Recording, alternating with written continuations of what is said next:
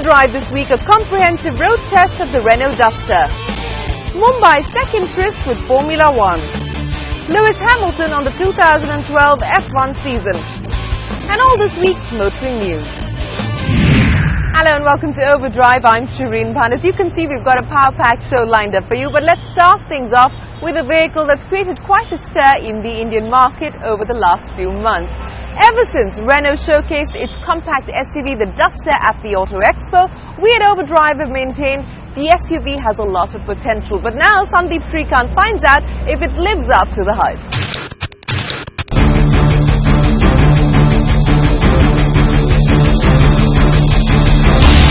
We Indians love our SUVs. Maybe it's because they fulfill our bigger is better social programming, or maybe it's because even in major cities, our roads are so broken and uneven that an SUV is simply the best way to commute.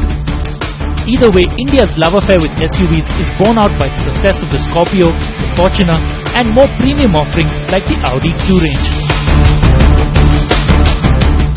But look for a compact and affordable SUV and the cupboard was pretty bare, with only the long-serving Scorpio and Safari out there in the sub 10 lakh rupee segment. And that's why a lot of manufacturers led by Ford and Renault have been rushing to develop a product for that segment and that price point, a compact SUV. And the first of those is this, the Renault Duster.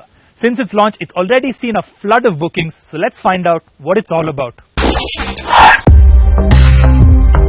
The Duster looks like nothing else that's available in the Indian market at the moment.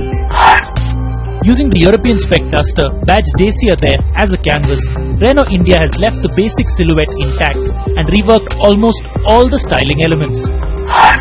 The wide chrome-finished front grille sporting the prominent Renault lozenge is new and imposing, as are the chunky headlamps.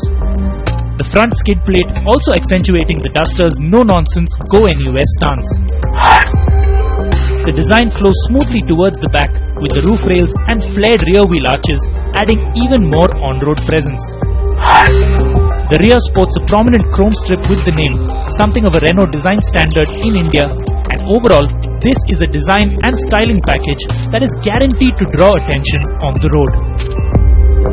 Now while the Duster sports those butch and muscular typically SUV styling cues, what doesn't really translate well to screen is just how compact it is. It's not very tall, just the right height to get in and out of the doors without any discomfort, and its other dimensions, its length and width, are comparable to a mid-size sedan.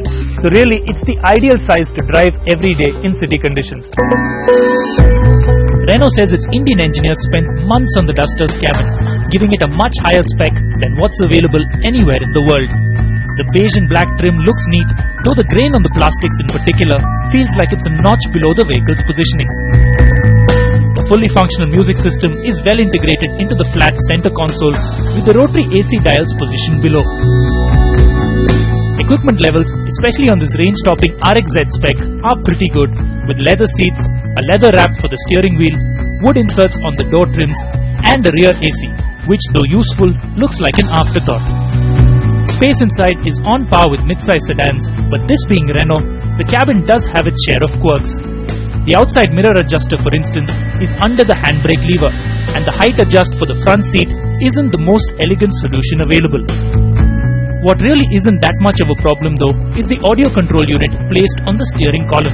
It takes some time getting used to, but becomes second nature once you do.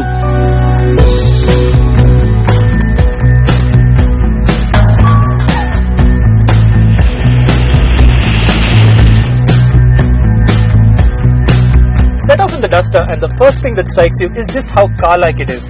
And I'm talking ergonomics here. The seating position and driving position is more like a large sedan or hatchback than an SUV. And once you settle down, both the steering wheel and the gear lever fall to hand very easily. And since you're sitting just that little bit higher up in the car, you get a nice view of the road in front of you as well. Renault has launched the Duster with 3 engine options, a 1.6-litre petrol engine and 2 versions of its workhorse 1.5-litre K98 diesel.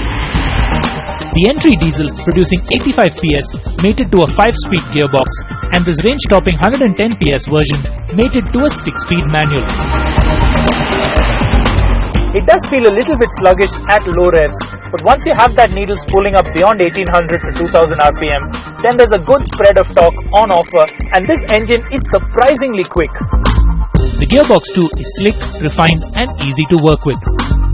Okay, the first gear is a little bit short, but that's tailored to help the Duster monster slopes and inclines. And after that, even though you are tempted to work this gearbox and get the maximum out of the engine, you don't really need to, because the ratios are well matched to the torque curve of the engine, and you can actually just leave it in third or fourth and potter along perfectly comfortably. The Duster is built on the same platform as the erstwhile Renault Logan, and is thus a monocoque chassis rather than the ladder frame construction common to most SUVs in India. This gives it excellent, almost car-like dynamic ability. Throw it round a corner and the SUV barely rolls, stays planted and fires out the other side, ready for more. The steering is light with a decent amount of feedback, and in all, the Duster is a lot of fun to drive. But even more than the handling, it's the Duster's ride quality that will be the biggest hit with Indian buyers. It already has good ground clearance, and its well-damped suspension makes it absolutely monster even the most difficult and potholed roads. I've been driving this vehicle every day over the past week, over roads that aren't really roads anymore in Mumbai. The last 2 days of heavy rain have almost completely washed the top surface off in most parts of Mumbai. And the big advantage of driving something like the Duster is that you don't have to slow down and gingerly work your way through the potholes. You can go through it at a decent speed and have no problem at all. The cabin is well damped and well insulated, and unless you go over some really big bumps, you're not going to feel a thing in here.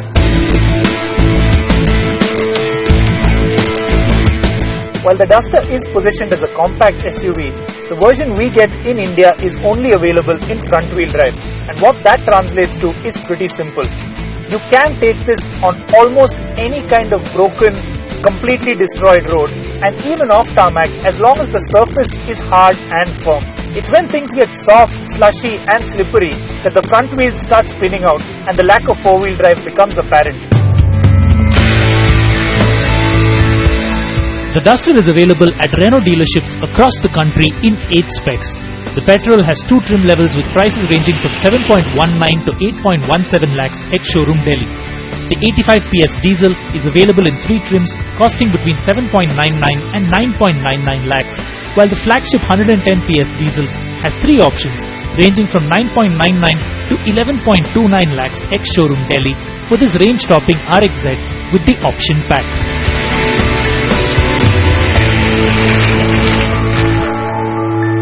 The Duster is one of 5 vehicles that Renault has launched in India since the beginning of 2011, and while the Fluence, Koleos, Pulse and even the new Scala have entered well-defined segments with well-entrenched competition, the Duster is quite literally in a class of its own and well on its way to becoming Renault's bestseller in India.